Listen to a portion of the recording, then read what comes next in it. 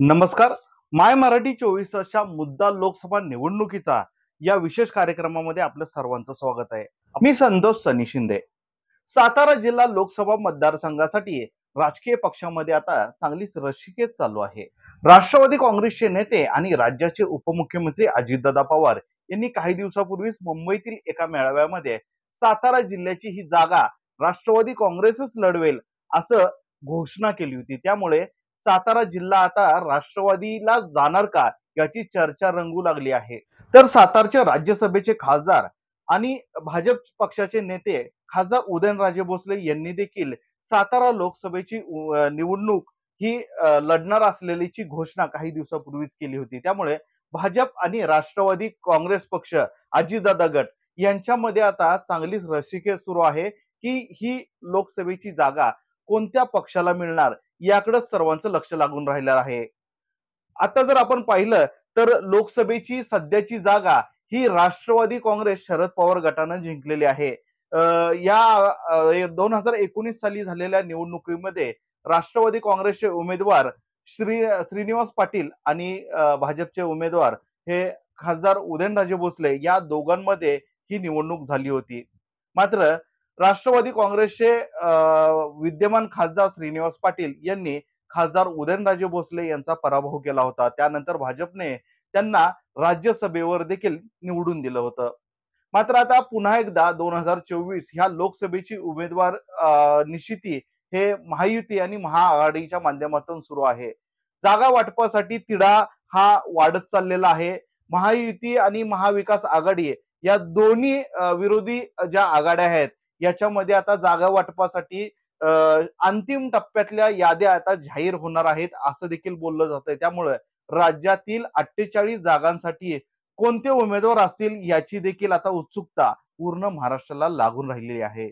याचबरोबर सातारा जिल्हा हा राजकीय दृष्ट्या राज्यामधला सर्वात महत्वाचा जिल्हा मानला जातो. कारण अनेक राजकीय नेते आजपर्यंत सातारा जिल्ह्यातून राज्याचं प्रतिनिधित्व करताना दिसली आहेत. यामुळेच आज आपण माय मराठी 24च्या माध्यमातून मुद्दा लोकसभा निवडणुकीचा या विशेष कार्यक्रमाच्या माध्यमातून सातारा लोकसभा मतदारसंघातील संभाव्य उमेदवार कोण कोण असतील याबद्दलचाच आढावा आज घेणार आहोत. सातारा जिल्ह्याची भौगोलिक परिस्थिती पाहिली तर 11 तालुक्यांचा मिळून हा सातारा जिल्हा बनतो. तर या सातारा जिल्ह्यातून एकूण 8 आमदार हे विधिमंडळामध्ये निवडून दिले जातात. तर एक खासदार हा लोकसभेमध्ये पाठवला जातो. यापैकी 2 मतदारसंघ जे आहे मान आणि खटाव हा मतदारसंघ असेल आणि फलटणचा एक मतदारसंघ असा 2 मतदारसंघ हे म्हाडा मतदारसंघाला जोडले गेल्यामुळे येथील 6 मतदारसंघातून आता खासदार निवडून द्यायचा आहे. त्यामुळे सातारा जिल्ह्यातील कोणत्या कोणत्या पक्षाच्या नेत्यांनी लोकसभा निवडणूक लढवण्यासाठी इच्छा व्यक्त केली आहे याचाच आढावा आपण जाणून घेणार आहोत. सातारा जिल्ह्यातील पार्श्वभूमी पाहिली तर सध्या अनेक आमदार हे भाजप पक्षामध्ये असल्यामुळे सातारा जिल्ह्यातील भाजपची ताकद आता तशी तगडी मानली जाते. त्यामुळे सातारा जिल्ह्यातील भाजपचा उमेदवार हा लोकसभेला निवडून द्यावा अशी भूमिका सर्वच भाजप पक्षातील नेत्यांनी घेतली आहे. मात्र सध्या काही दिवसामध्येच राज्यामध्ये जे काही राजकीय एक घडामोड घडली आणि राजकीय भूकंप होऊन राष्ट्रवादी पक्षातील एक बडे नेते माननीय अजितदादा पवार यांनी सत्तांतर केलं आणि सत्तेमध्ये विरोधी पक्षातून सत्तेमध्ये जाऊन बसले. त्यामुळं पुन्हा एकदा भाजपच्या जोडीला राष्ट्रवादीचा अर्धा गट गेल्यामुळे राष्ट्रवादी काँग्रेसच्या नेत्यांनी आता सातारा जिल्ह्यातील लोकसभेच्या उमेदवारीसाठी देखील दावा व्यक्त केला आहे. त्यामुळं आता भाजप आणि राष्ट्रवादी काँग्रेस अजितदादा गट या दोघांमध्येच मोठी रस्सीखेच पाहायला मिळते की आमचा उमेदवार या लोकसभा मतदारसंघातून निवडून द्यावा अशी अपेक्षा अनेक कार्यकर्ता आणि नेत्यांमध्ये व्यक्त होताना दिसते. यामध्ये पाहिलं तर भाजपकडून राज्यसभेवर असलेले खासदार उदयनराजे भोसले यांनी आपली इच्छा व्यक्त केलेली आहे. त्याचबरोबर राष्ट्रवादी अजितदादा पवार गटाचे नितीन काका पाटील हे माजी खासदार लक्ष्मण तात्या पाटील यांचे सुपुत्र आहेत. त्यांनी देखील इच्छा व्यक्त केलेली आहेत.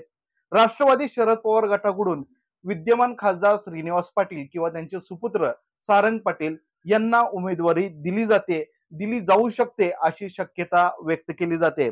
शिवसेना शिंदे गटाकडून काही वर्षापूर्वी खासदार उदयनराजे भोसले यांच्या विरोधात ज्यांनी निवडणूक लढवली आणि 2 लाखाच्या वर जे काय मतदान घेतलं ते पुरुषोत्तम जाधव हे देखील सातारा लोकसभा मतदारसंघातून उमेदवारीसाठी इच्छुक आहेत. तर काँग्रेसकडून कार्यकर्त्यांनी जे नाव पुढे आणलेलं आहे आणि महाआघाडीचा नेता म्हणून एक मोठं नाव पुढं आणलं जातंय ते म्हणजे राज्याचे माजी मुख्यमंत्री आणि ज्यांना देशाचं नेतृत्व करण्याची ह्या अगोदर देखील संधी मिळाली असे पृथ्वीराज चव्हाण यांना आता प्रोजेक्शन केलं जातंय महाविकास आघाडीकडून. त्यांचं नाव देखील पुढं आणलं जातंय असं देखील चर्चा आहे. त्यामुळं ते देखील राष्ट्रवादी आणि काँग्रेस आणि शिवसेना या महाविकास आघाडीचे नेते म्हणून लोकसभेचे उमेदवार होऊ शकतात असं देखील चर्चा सातारा जिल्ह्यामध्ये सुरू आहे.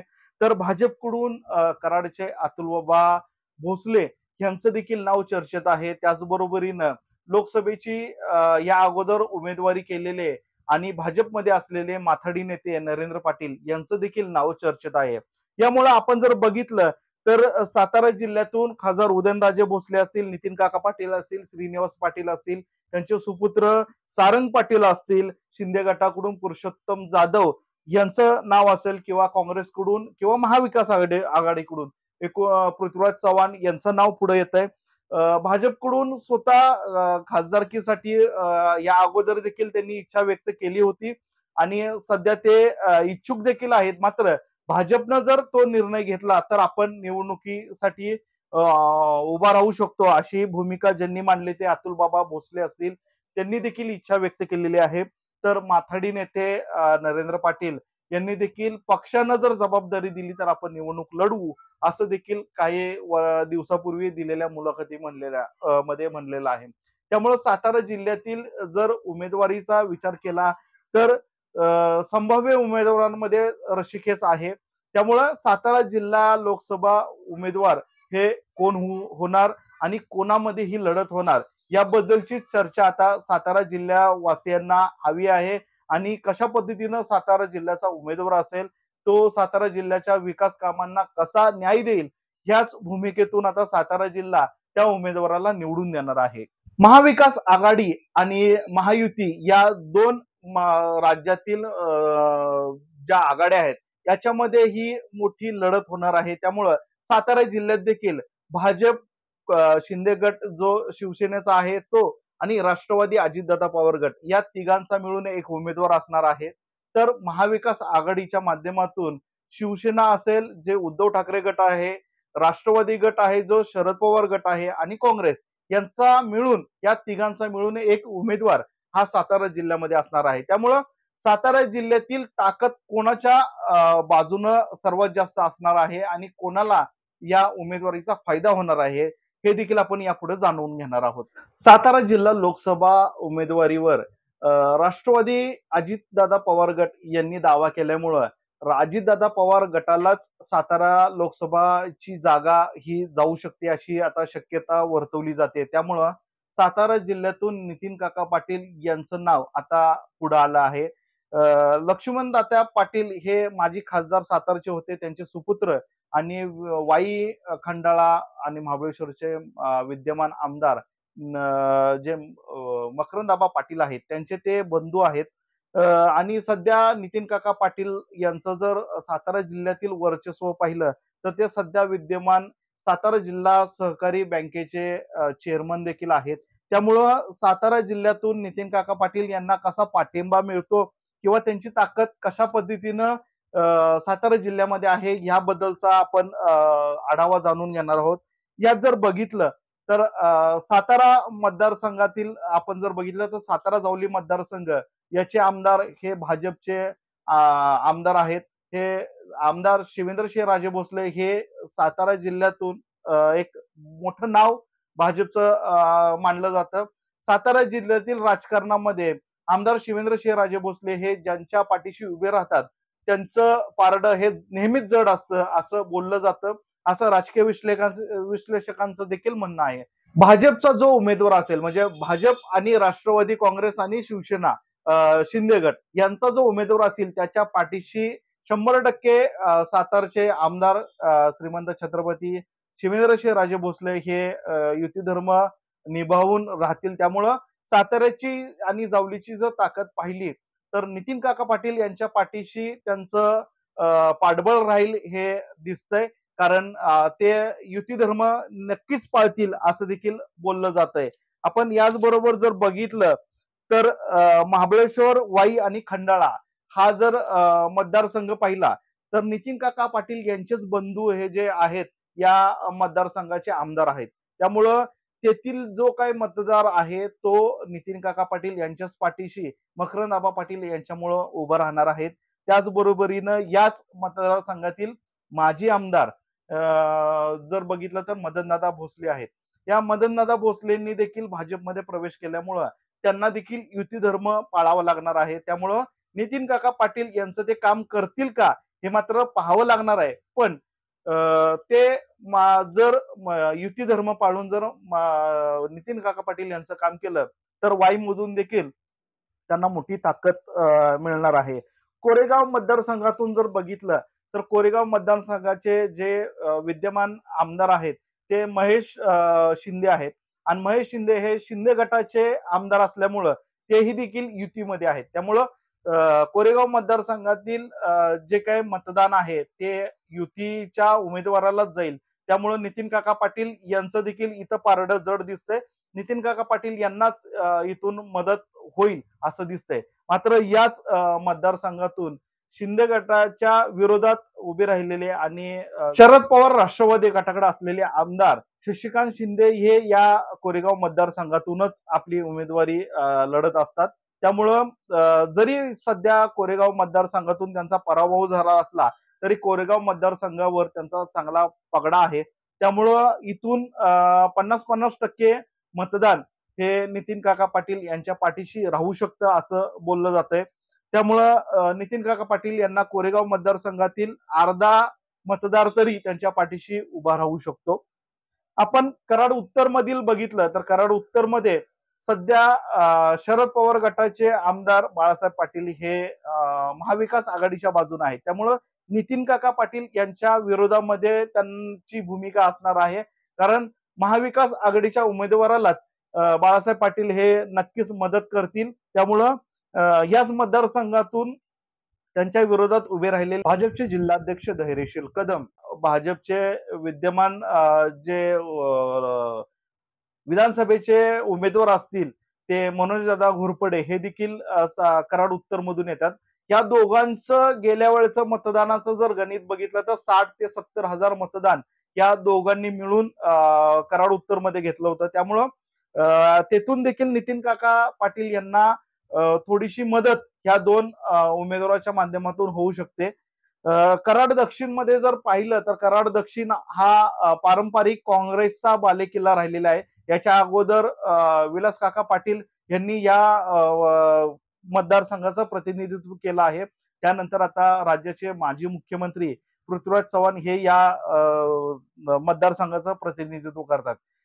काँग्रेस हे पारंपरिक महाविकास आघाडीमध्येच आहे. त्यामुळं महाविकास आघाडीच्या उमेदवारालाच इथून मतदान केलं जाणार आहे. त्यामुळे नितीन काका पाटील यांना इथून विरोध होऊ शकतो.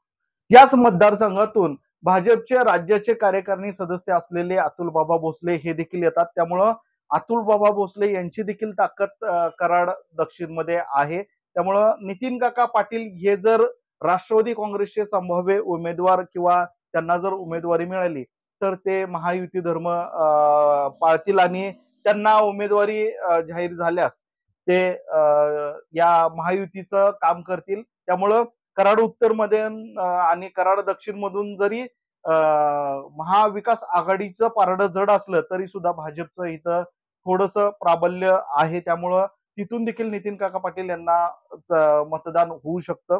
पाटण मतदारसंघ जर पाहिला तर पाटण मतदारसंघामध्ये आतापर्यंत शिवसेनेचंच प्राबल्य राहिलेलं आहे. शिवसेनेचा बालेकिल्ला म्हणून हा पाटण मतदारसंघ ओळखला जातो.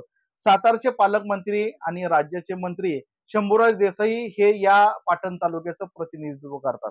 त्यामुळं महायुतीच्या मध्ये असलेले शिवसेना गट जो शिंदे गट आहे तो महायुतीमध्ये असल्यामुळं शंभूराज देसाई हे महायुतीतच काम करतील. त्यामुळं जर राष्ट्रवादी काँग्रेसचे उमेदवार म्हणून नितीन काका पाटील असतील तर त्यांना शंभूराज देसाईंची मोठी मदत पाटण तालुक्यातून होऊ शकते. मात्र पाटण तालुक्यामध्ये शंभूराज देसाई यांच्या विरोधात पाटणकर जे काही कुटुंबीय आहे ते सातत्यानं निवडणूक लढवताना दिसतात.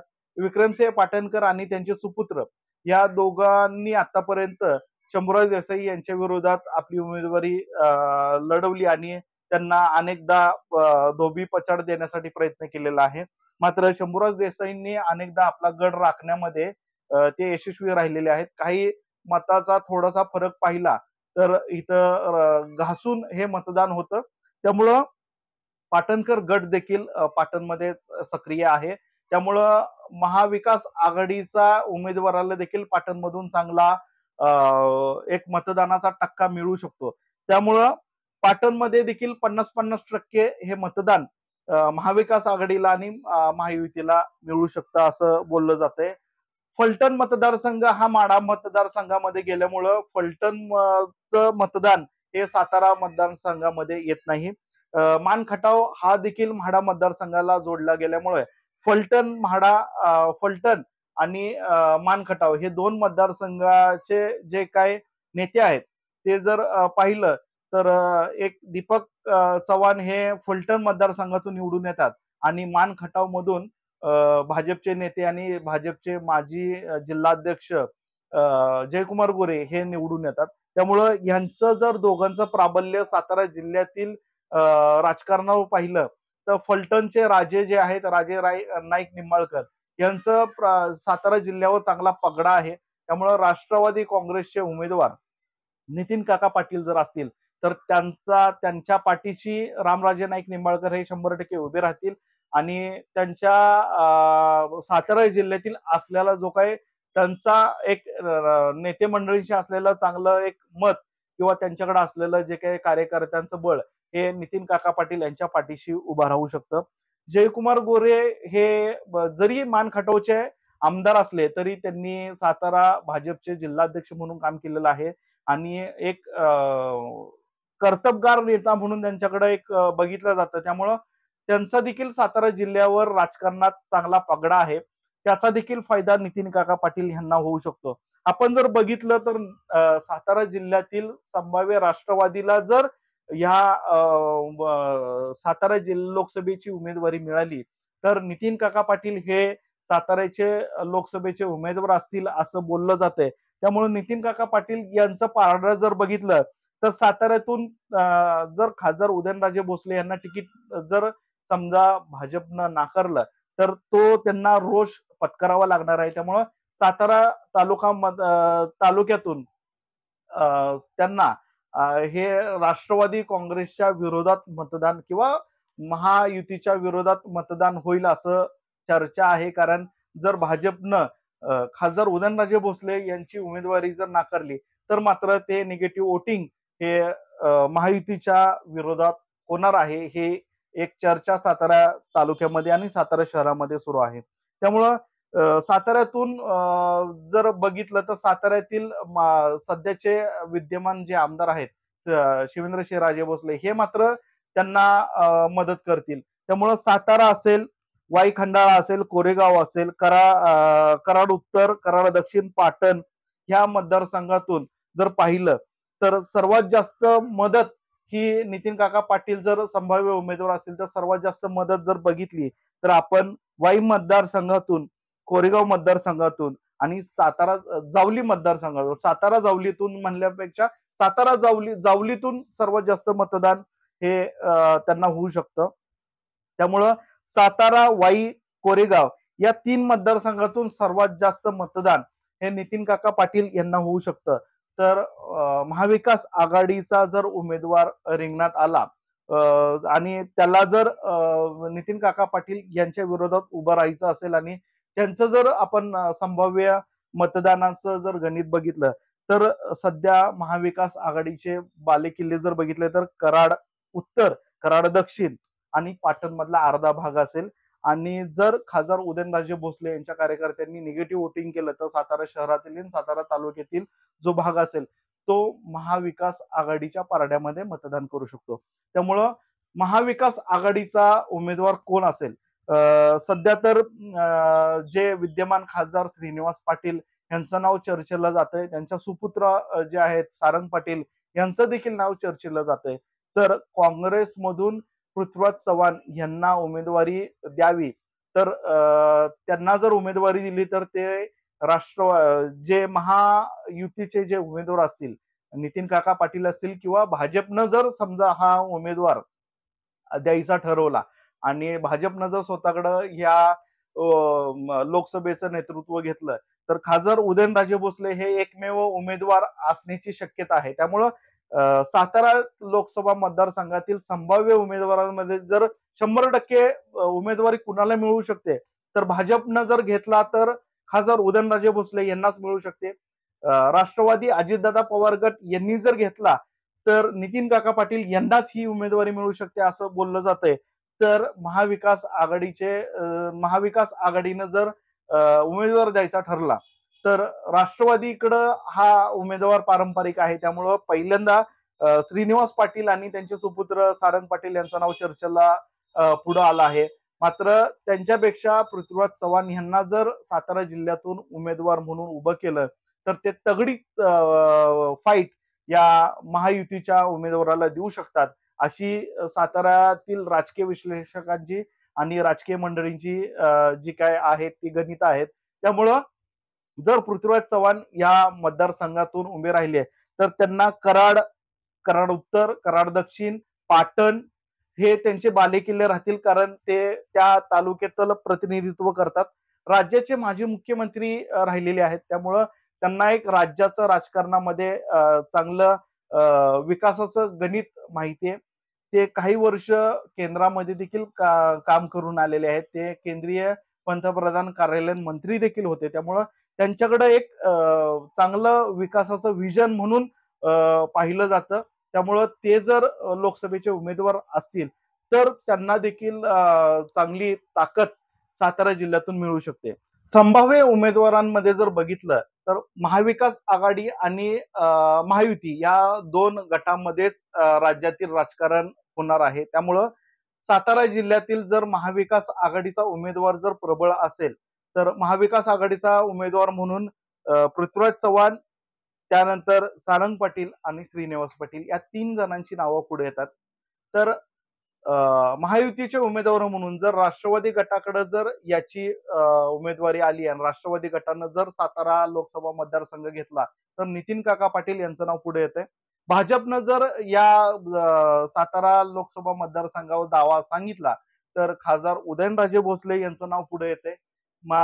त्याचबरोबरीनं अतुलबाबा भोसले हे देखील उमेदवार होऊ शकतात.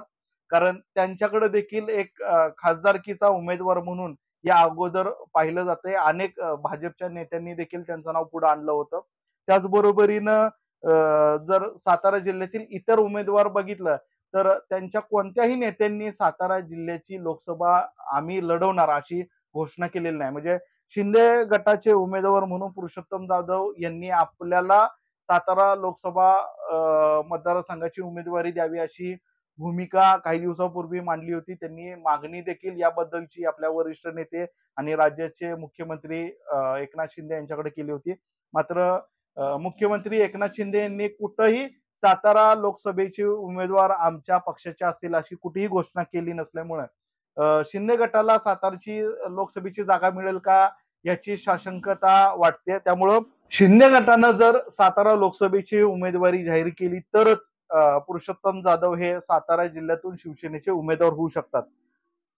आतापर्यंत जर बघितलं तर तगडे उमेदवार म्हणून जर महायुतीचे आणि महाविकास आघाडीचे पाहिले, तर महाविकास आघाडीकडून श्रीनिवास पाटील, सारंग पाटील आणि पृथ्वीराज चव्हाण या 3 जणांची नावं आता चर्चेत आलेली आहेत. तर त्यांच्या विरोधात महायुतीचा उमेदवार म्हणून उदयनराजे भोसले आणि नितीन काका पाटील या 2 उमेदवारांची नावं पुढे येतात.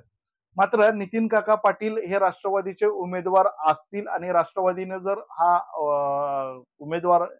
उमेदवारी जर घोषित केली आणि राष्ट्रवादीने जर सातारा लोकसभा मतदारसंघ आपल्या हातामध्ये घेतला, तर सातारा जिल्ह्यातून नितीन काका पाटील यांच्या विरुद्ध महाविकास आघाडीचे श्रीनिवास पाटील किंवा पृथ्वीराज चव्हाण ह्या दोघांमधील एक उमेदवार त्यांच्या विरोधामध्ये असेल. मात्र हे जर बघितलं तर या महाविकास आघाडी आणि महायुतीमध्ये जर सातारा जिल्ह्यातील ताकद पाहिली तर नितीन काका वर्सेस जर पृथ्वीराज चव्हाण अशी लढत झाली तर मात्र नितीन काका पाटील यांना तगडी लढत पृथ्वीराज चव्हाण यांच्या विरोधात द्यावी लागणार आहे. मात्र श्रीनिवास पाटील यांना जर उमेदवारी इथं दिली गेली तर मात्र 50-50% दोघंही कराड, पाटण, कराड उत्तर आणि सातारा याच्यावर जर पाहिलं आणि कोरेगाव या जर मतदारसंघातून पाहिलं तर श्रीनिवास पाटील यांचं पारडं जड पाहायला मिळतंय आणि श्रीनिवास पाटील यांच्या विरोधात जर नितीन काका पाटील हे जर उभे राहिले तर मात्र त्यांना वाई, खंडाळा, महाबळेश्वर, साताऱ्यातील जावली हा भाग आहे, कोरेगावातील अर्धा भाग आहे, हा मतदारसंघ त्यांच्या बाजूने राहू शकतो. त्यामुळं त्यांना 50% साताऱ्यातून तगडी ताकद ही त्यांच्या पाठीशी उभी राहू शकते जर श्रीनिवास पाटील त्यांच्या विरोधात उमेदवार असतील किंवा सारंग पाटील असतील तर. सातारा जिल्ह्यातील आपण एकंदर लोकसभेचे उमेदवार कोण असतील याबद्दलची चर्चा केली. त्यामध्ये नितीन काका पाटील वर्सेस पृथ्वीराज चव्हाण अशी जर लढत झाली सातारा जिल्ह्यामध्ये तर मात्र तगडी लढत साताराकरांना पाहायला मिळणार आहे आणि यामध्ये महाविकास आघाडीचा उमेदवार हा वरचढ ठरू शकतो असं त्यांच्या एक विकासात्मक नेतृत्वानं आणि त्यांचे जे काय आपण जर सातारा जिल्ह्यातील असलेला पगडा जर पाहिला तर पृथ्वीराज चव्हाण हे वरचढ ठरू शकतात नितीन काका पाटील यांना. मात्र जर भाजपनं ही उमेदवारी घेतली तर उदयनराजे भोसले हे महाविकास आघाडीच्या उमेदवाराच्या विरोधात चांगली उमेदवारी करू शकतात. मात्र त्यांना गेल्या पंचवार्षिकला जर पाहिलं तर मोठा फटका सहन करावा लागला, त्यांना पराभव सहन करावा लागला होता. श्रीनिवास पाटील या कराडच्या उमेदवारानं त्यांना तगडी फाईट देऊन त्यांना पराभूत केलं होतं.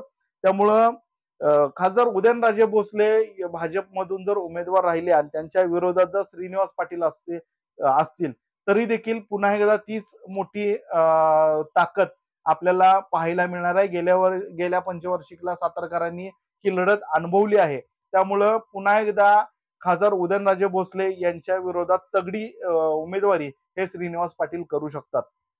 मात्र भाजपनं जर ही उमेदवारी केली नाही तर राष्ट्रवादी ही उमेदवारी करण्यास इच्छुक आहे. त्यामुळे राष्ट्रवादीचे नितीन काका पाटील वर्सेस राष्ट्रवादी महाविकास आघाडीकडून उमेदवार म्हणून पृथ्वीराज चव्हाण किंवा श्रीनिवास पाटील यांच्या घरातील उमेदवार हे सातारचे संभाव्य तगडे उमेदवार मानले जात आहेत. आणि साताऱ्याची लोकसभेची उमेदवारी ह्या एवढ्याच उमेदवारांमध्ये खासदार उदयनराजे भोसले, नितीन काका पाटील, सारंग पाटील किंवा श्रीनिवास पाटील आणि पृथ्वीराज चव्हाण या संभाव्य 5 उमेदवारांमध्येच 2 उमेदवार हे सातारा लोकसभेची उमेदवारी आपली घोषित करणार आहेत किंवा त्यांना ही उमेदवारी मिळणार आहे. त्यामुळं येणाऱ्या काळामध्ये सातारा लोकसभा मतदारसंघ कोणाला जाणार आणि याची उमेदवारी कोणाला मिळणार याची उत्सुकता सगळ्यांना लागून राहिलेली आहे.